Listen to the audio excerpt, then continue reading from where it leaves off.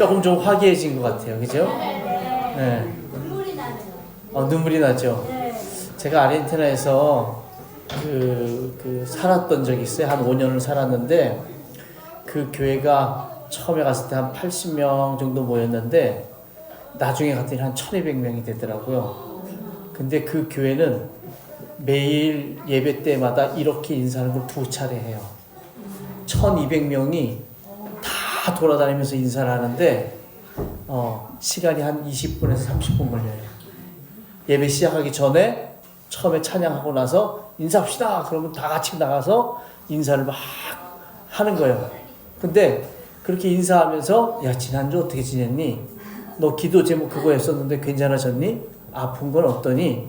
뭐 이런 인사를 다 묻고, 그리고 나서 예배 다 끝나갈 즈음에 말씀도 듣고 막 이제 새 힘이 생겼잖아요. 다 일어납시다. 또 인사해요. 그때는 우리 이렇게 한번 해보자. 내가 너 위해서 기도할게. 그렇게 하는데 제가 보기엔 그 교회가 부흥한 이유가 그 인사의 시간 때문인 것 같아요. 얼마나 친밀한지 몰라요. 그 사람들은 요거보다 조금 작은 수첩이 있어요. 조그만 작은 수첩이. 거기 안에 모든 교인들의 이름이 다 기록되어 있는데, 그 이름 밑에 보면 기도 제목이 아주 세밀하게 적혀 있어요. 저는 처음에 갔는데 한 친구가 저희 딸하고 나이가 같은 친구예요. 굉장히 어린 친구, 16, 17 요 정도 된. 자기 이번에 또 이혼하게 됐대. 또 이혼? 네. 이게 무슨 소리야? 제가 잘 말을 못해서 못 알아들었나 했어요. 이혼하게 됐대. 근데 그 얘기를 그냥 제가 처음 온 사람이잖아요. 근데도 꺼리낌 없이 얘기를 해요. 근데 그게 왜 가능하냐면, 아무도 그걸 가지고 놀리지도 않고 그 비밀을 밖에 얘기하지도 않고 대신 하나님 앞에 열심히 기도하는 거예요. 제가 한번 수첩 좀 보여주세요. 그래서 봤더니 교인들 이름이 페이지마다 이렇게 적혀 있는데, 기도 제목이 있고 응답받은 거 적혀 있고 해서, 그러니까 인사할 때 얼마나 친밀한 인사가 가능하겠어요. 그죠? 어떻게 지냈냐, 그 문제 어떻게 됐냐, 아프냐, 어쩌냐, 시험 잘 봤냐, 시험 잘 봤냐. 그 사람들은 잘 안 물어봐요. 시험 잘 안 보니까. 우리나라 사람들은 물어보죠. 이렇게 친밀한 관계가 되면 그 친밀한 관계 속에서 예배할 때 한 마음이 될 수 있는 겁니다. 그래서 여러분들이 가만히 계신 분은 가서 더 안아주셔야 돼. 말 안 하시는 분은 말 안 해도 더 오랫동안 꼭 안아주셔야 돼. 그 사랑이 전달되는 거잖아요. 조금 아까 잘하셨어요. 굉장히 좋았어요. 제가 이렇게 할 수 있는 이유는 목사님이 2시간 해도 된다 그래가지고서는, 목사님 1시간 해도 되고 2시간 해도 된다 그래서 기대하세요. 2시간 할 거니까. 자, 제가 목사님 말씀하신 것처럼 가까운 교회에서 주일마다 오후 4시 예배를 드리고 있습니다. 나이도 제법 있어요. 제가 목사님보다 선배니까 나이도 좀 있고 있는데 교회도 없이 이렇게 다니는 게 좀 이상하기도 할 텐데, 저는 목회 한 30 몇 년쯤 됐는데 지금 목회하는 내내 공육교회라는 거에 대해서 이렇게 마음을 가지고 시도를 계속 해왔었습니다. 공육교회가 뭐냐면 감리교 총회에서 정한 건 건물을 공유한다는 거예요. 그러니까 건물을 명의를 같이 한다는 게 아니라 한 건물 안에서 교회가 시간을 나누어서 예배를 드리는 걸 감리교에서는 권하고 있습니다. 왜냐하면 임대료가 너무 비싸서 작은 교회들은 임대료를 감당하기가 너무 어려워졌어요.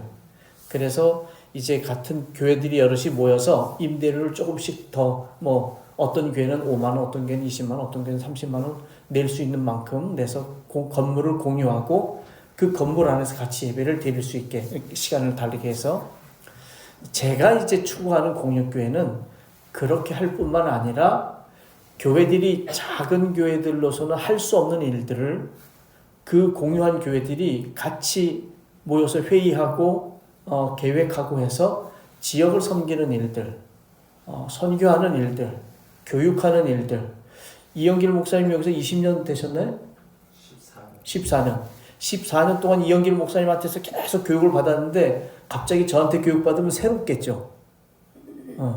그런 거죠. 우리 교인들은 이영길 목사님한테 교육받으면 어떻게 했어요? 굉장히 새롭겠죠. 왜냐하면 저희 교인은 저희 아이들밖에 없거든요. 맨날 아버지한테 얘기 듣던 걸 이영길 목사님한테 얘기 들으면 얼마나 신선하고 좋겠어요. 같이 부흥회도 하고 같이 야외에 나가서 행사도 하고 체육대회도 하고 그러면서 교회가 교회로서의 모양을 갖출 수 있게 만드는 작은 교회이지만 교회다워지는 교회, 그런 걸 추구하는 게 공익교회입니다. 그래서 그거를 제가 시골에서부터 계속 추구해 왔는데 아직 쉽지가 않아서 제대로 된 모양을 만들어내진 못하고 있습니다. 여하튼 그렇게 공익교회를 할 수 있도록 우리 이영길 목사님이나 교회에서 교회 자리를 빌려주셔서 감사하다는 말씀을 먼저 드립니다. 여러분들도 이 공익교회에 대한 이야기들을 조금 좀 많이 생각해 보시고 또 이게 앞으로 한국 교회가 하나의 그 귀한 교회 모델이 될 수 있으니까 그 모델이 잘 될 수 있게 협력하고 또 다른 교회들이 그런 거 한다 그러면 많이 도와주시고 기도해 주시기를 바랍니다. 저희 예수마음교회도 하여간 하나님이 이끄시는 대로 그 길을 나아가려고 합니다. 자, 우리가 이렇게 막 이렇게 인사하고 막 그러고 나면 감정이 이렇게 막 올라와요. 자, 눈을 감으시기 바랍니다. 잠깐 눈을 감고 제가 말하는 대로 따라서 숨을 쉬기 바랍니다. 입을 조금 벌리고 숨을 천천히 내뿜으세요. 천천히. 숨이 다 내졌으면 입을 다물고 코로만 숨을 들여 마시기 바랍니다. 배가 불룩 나오도록. 숨을 다 들여 마신 사람은 조금 아까처럼 입을 조금 벌리고 천천히 숨을 내쉬기 바랍니다. 그렇게 3번만 하시고 눈을 뜨시면 됩니다.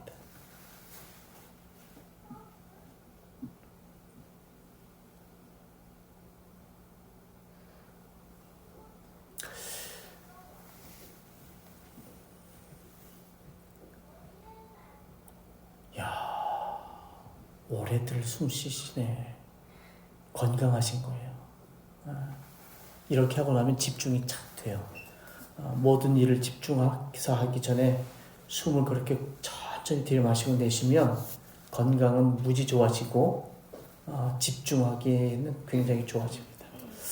여러분 중에 존경하는 사람이 있는, 나는 누구를 존경한다, 나는 누구를 존경한다, 혹시 말할 수 있는 분 계신가요? 저는 질문을 많이 하는 목사입니다. 근데 오늘은 이 교회 아는 분이 없어요. 어떻게 해요? 그래서 하는 수 없이 최 권사님? 네. 제가 이 최 권사님만 알아요. 아까 최 권사님 해서 최 권사님 혹시 존경하는 인물 있으신가요? 돌아가셨는데 이어령 교수님 존경. 이어령 교수님.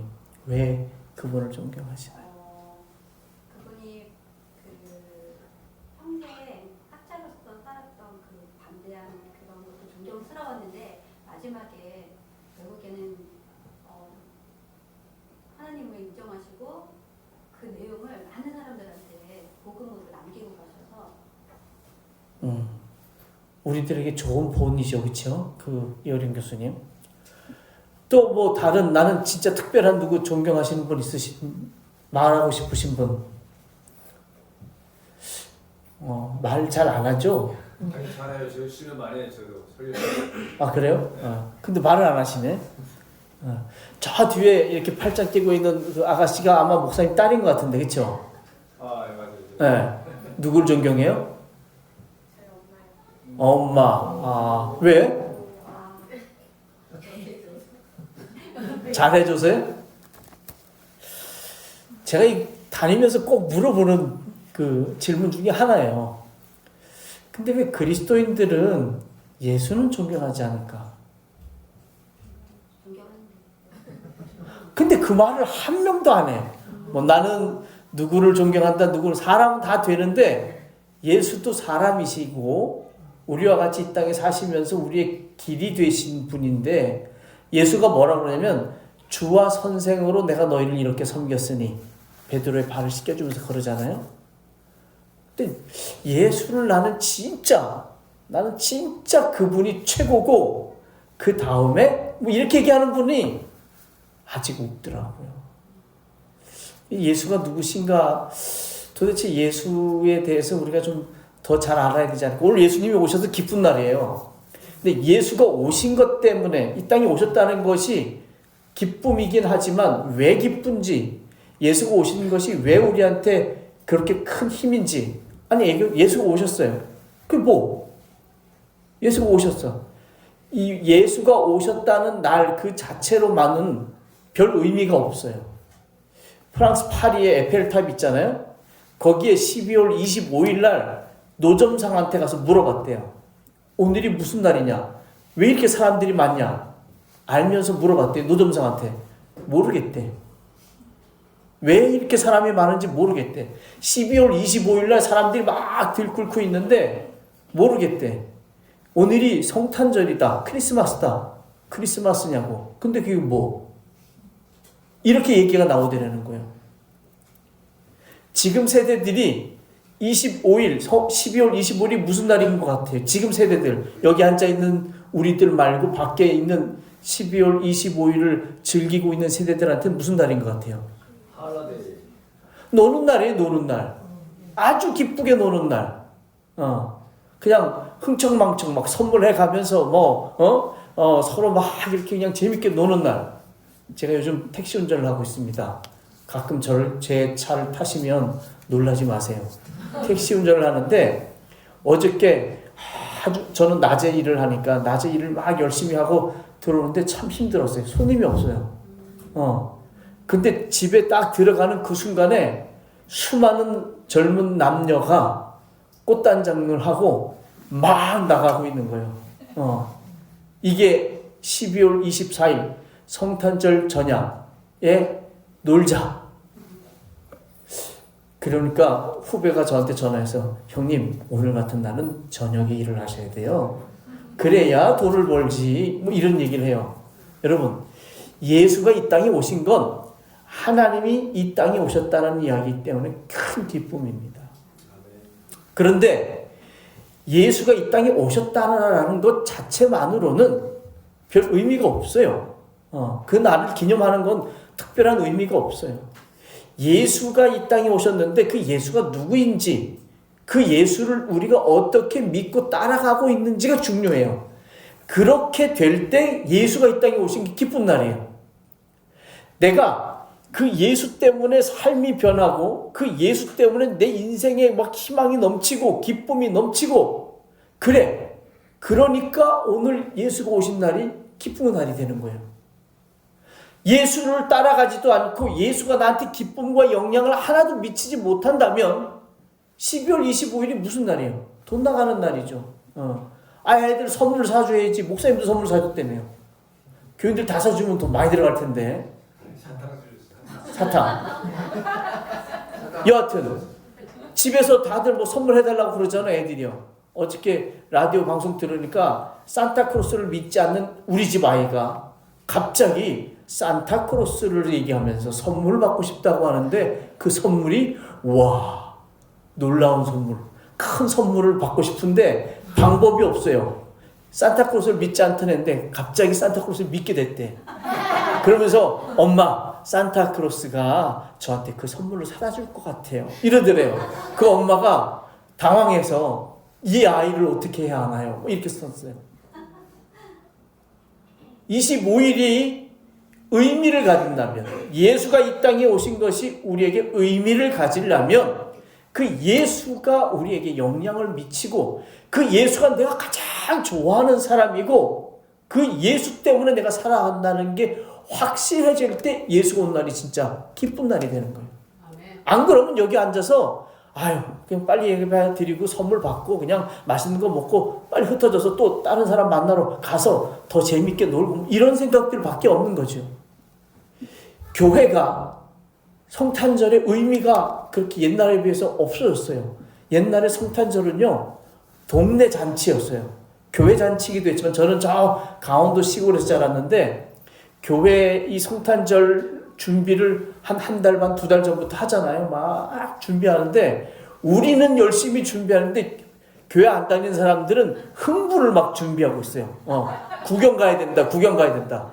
그래서 우리가 막 24일날 밤에 막 성탄 준비해서 잔치를 벌이면 다 와요. 가서 뭐 맛있는 것도 먹고 그 잔치도 구경하고, 교인들은 그날 밤에 끝나자마자 막 떡국을 먹고 새벽성 돌잖아요. 그 추운 때 온 동네에 막 그 메아리가 막 퍼지는 거죠. 막 찬송이 막 이곳저곳에서.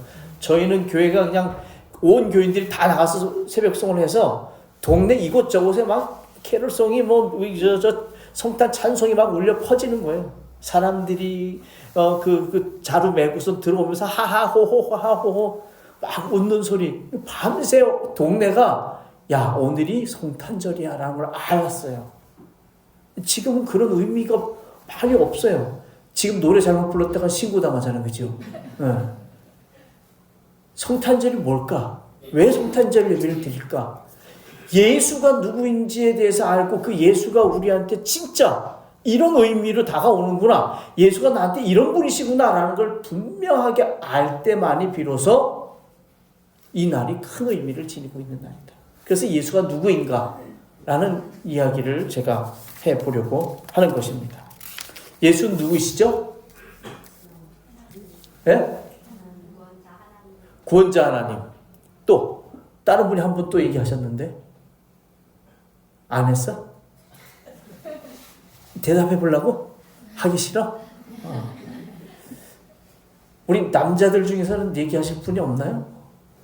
원래 남자들이 좀 입이 무거운 게 좀 우리나라에서는 좀 멋있죠. 예수는 누구신가? 2000년 전쯤에 이 땅에 오신 분, 성령으로 잉태되어서 동정녀 마리아에게 나신 분, 베들레헴 마구간 구유에 누워 계셨던 아기 예수, 세례 요한의 세례를 받고 사역을 시작하신 분, 수많은 기적, 치유 그런 것들을 행하신 분, 마귀를 쫓아내 귀신 들린 자를 회복시키신 분, 바다도 걸으신 분, 떡 5개 물고기 2마리 가지고 5,000명을 먹이고 12광주리도 남기고 6,000명도 먹이시고 막 그랬던 분, 변화산상에서 모세와 엘리야하고 막 얘기할 때 얼굴이 옷이 환하게 빛나서 광채 휩싸였던 그런 분, 겟세마네 동산에서 주님, 아버지, 나 이 잔 마시기 싫습니다. 막 그러면서 막 땀이 피가 되듯이 막 그렇게 간절히 기도하다가 십자가의 길을 가겠다고 이렇게 수긍하신 분,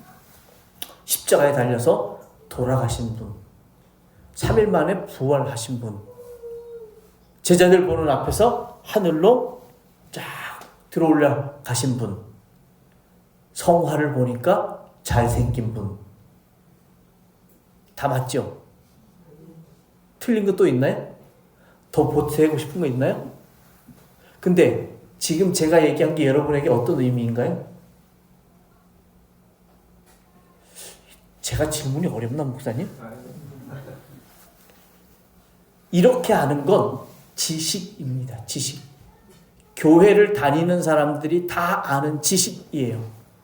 교회를 다니지 않는 사람들도 들어본 사람들은 아는 지식이에요.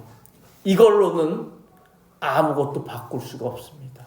이걸로는 내 삶에 영향을 못 미쳐요. 예수님 성화 사진 보셨죠? 잘생겼어요. 근데 요즘 우리나라 배우 중에 잘생긴 배우들이 얼마나 많은데 바꿀 수 있는 게 없어. 십자가에 달리셨어. 십자가에 달렸다는 게 어떤 의미예요? 내 삶에 그것 때문에 내 삶이 확 변화된 분 한번 손들어 보세요.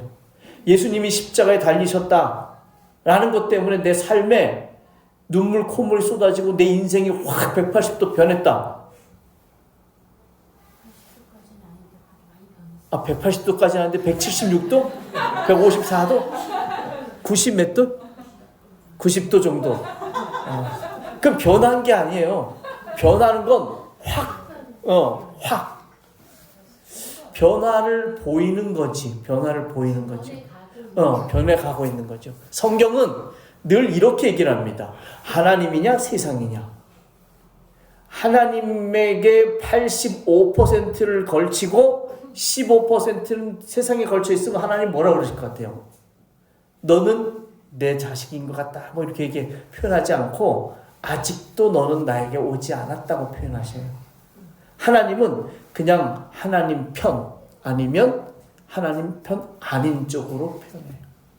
그래서 집 안 어디에라도 우상을 숨겨두면 안 돼요. 성경에 보면 그래요. 어떤 상황 속에서도 하나님이 말씀하신 그것을 그대로 지켜야지. 그대로 다 지켰는데 한 명이 안 지켰어. 아이성을 공격할 때. 그랬더니 이스라엘이 어떻게 돼요? 전멸해요. 거기서 완전히 패전해요. 패전. 아이성은 조그만 성이었는데 나머지 사람들은 하나님이 하나님대로 다 했어요. 한 사람이 안 했어. 한 사람이. 그랬더니 아니래 하나님이. 하나님 왜 아니에요? 99명이 99%가 하나님 따랐잖아요. 그러면 됐지. 왜 1% 가지고 왜 그러십니까? 하나님이 원하시는 건 1%라도 하나님께 다 와야 돼. 100%를 원하시는 거예요.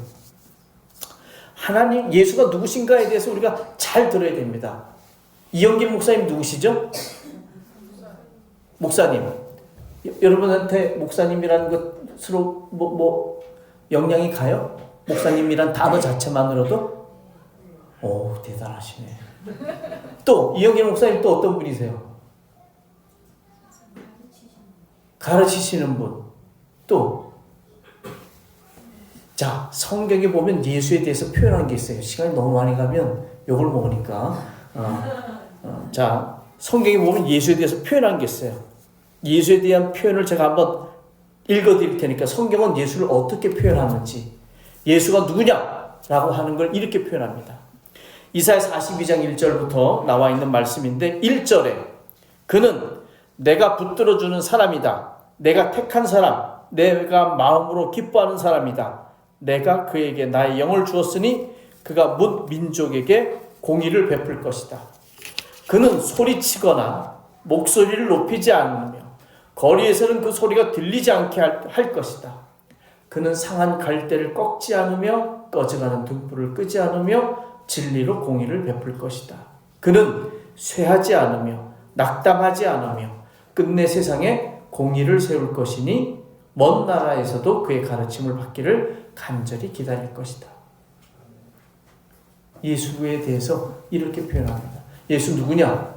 그랬더니 예수는 이런 성품의 사람이래요.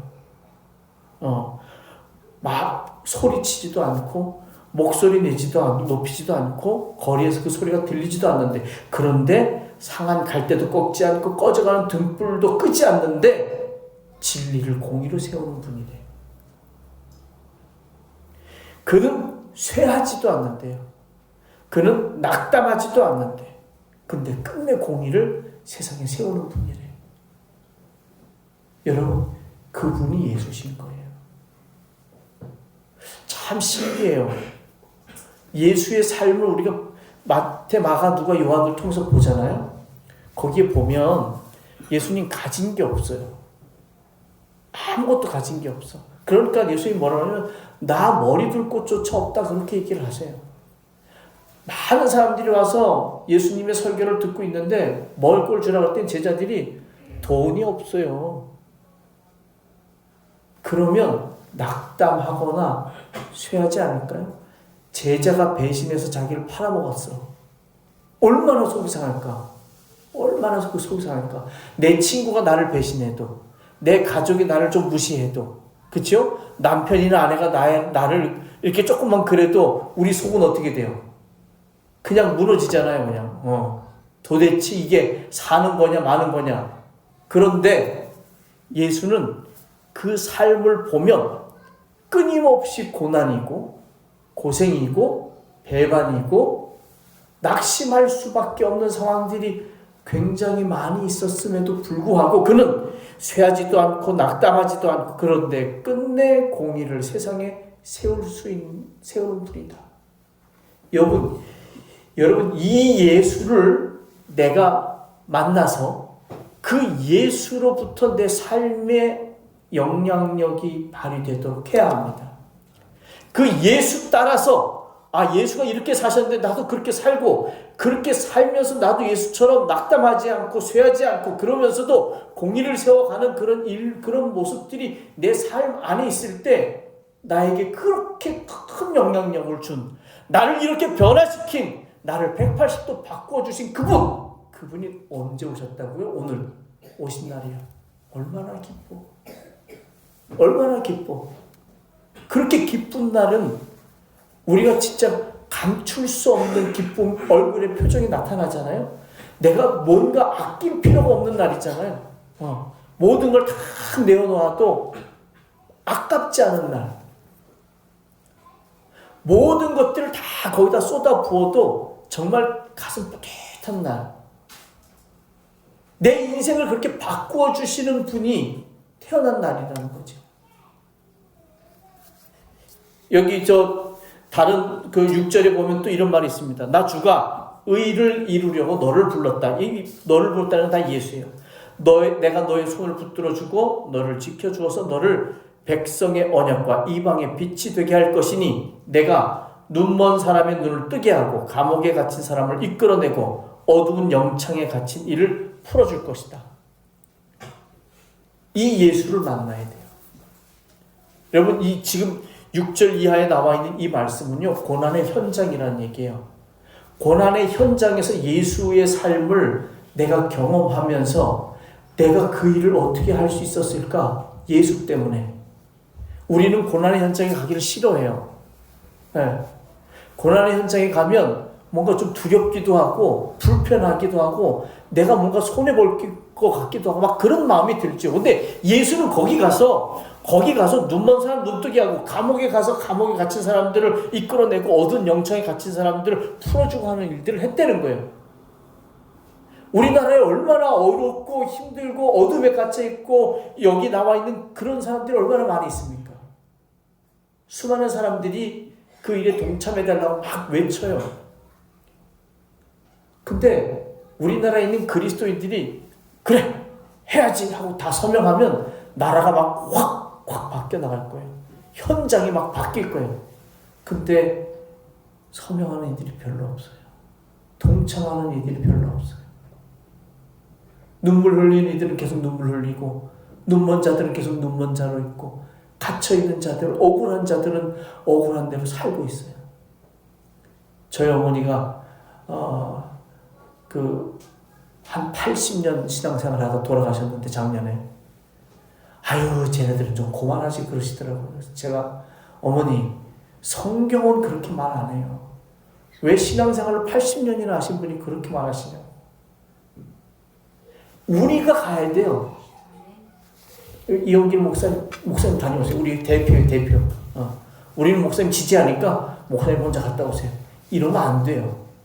목사님, 우리도 같이 가요. 목사님, 우리가 그곳에 가서 한번 예배하면 어떨까요? 목사님, 우리 교회가 힘을 모아서 그 일들을 좀 감당하면 어떨까요?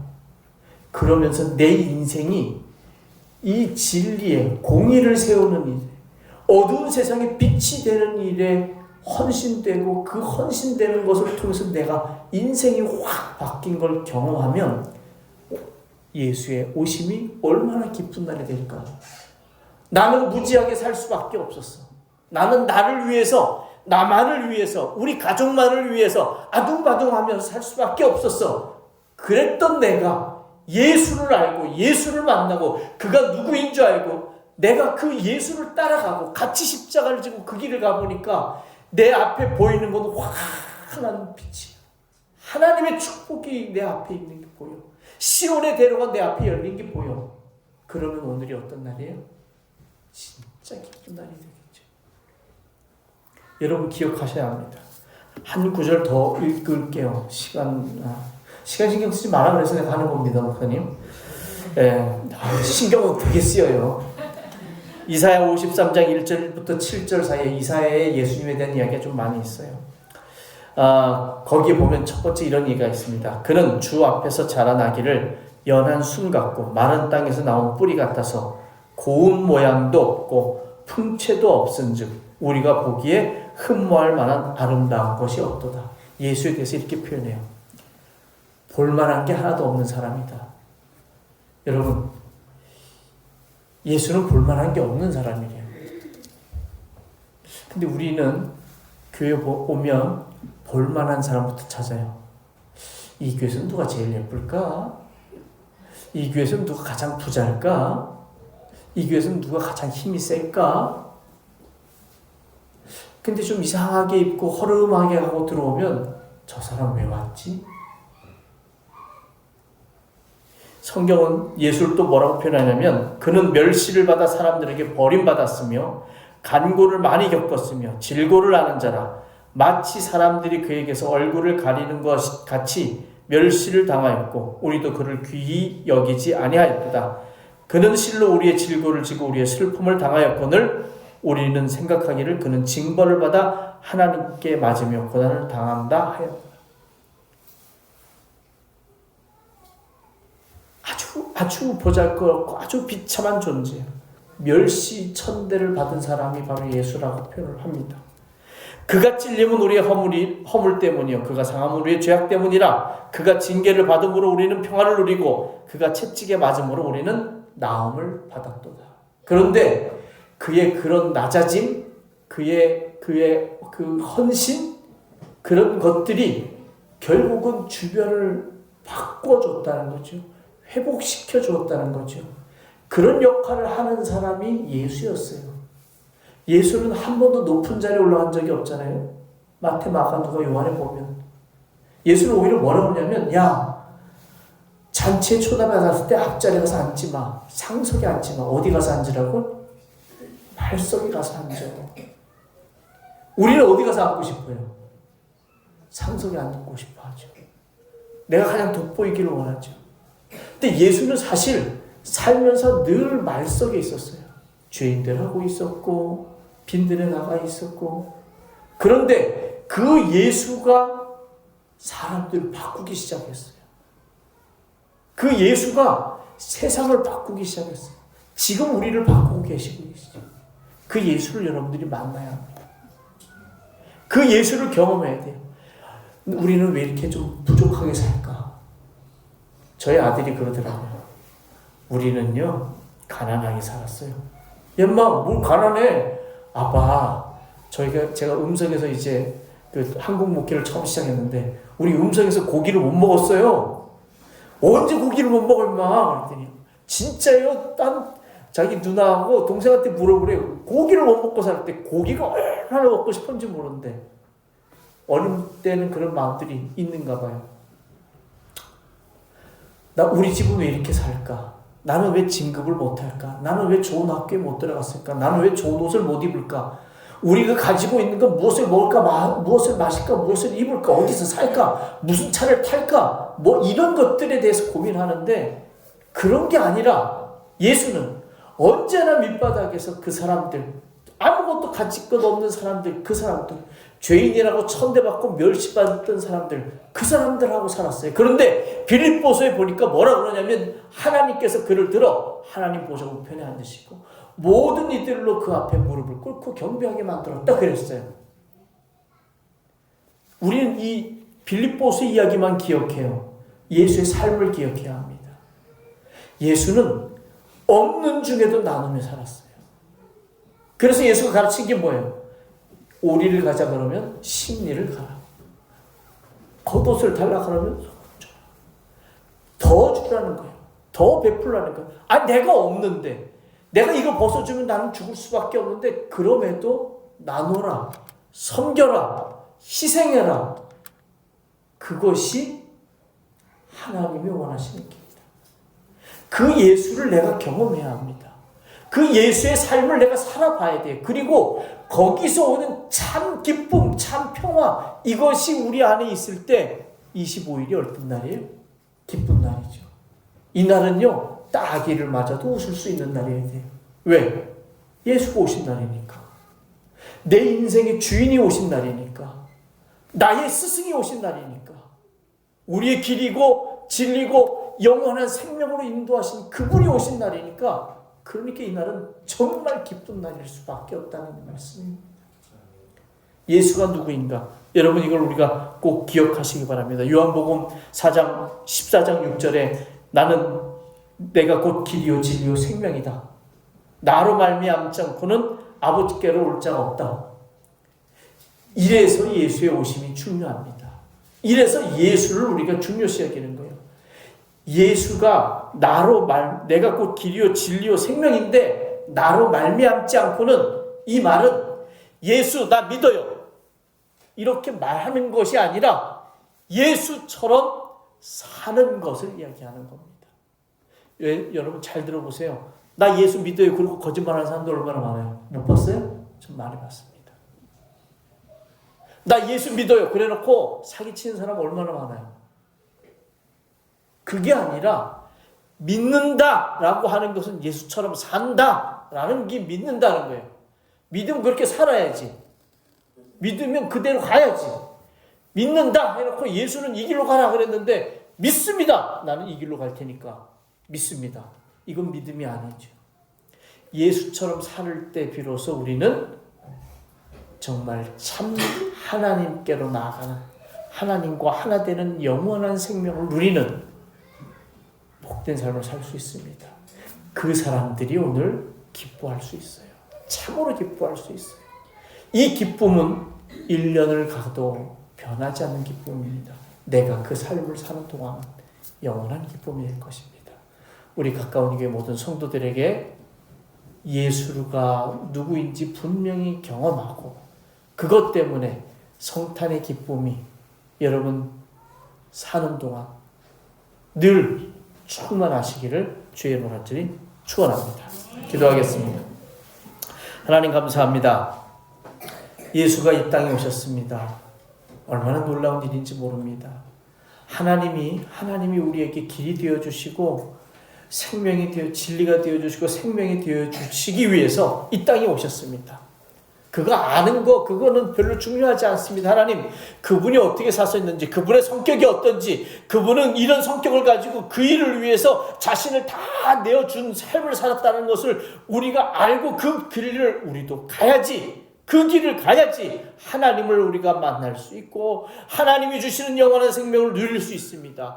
그래야 우리가 그리스도인으로서 온전히 변화될 수 있습니다. 세상 사람들이 그리스도를 얼마나 무시하는지 아버지 하나님 가슴 치며 아파할 수밖에 없는 지금의 현실입니다. 왜? 우리가 예수처럼 안 사니까. 왜? 우리가 예수 따라서 살지 않으니까.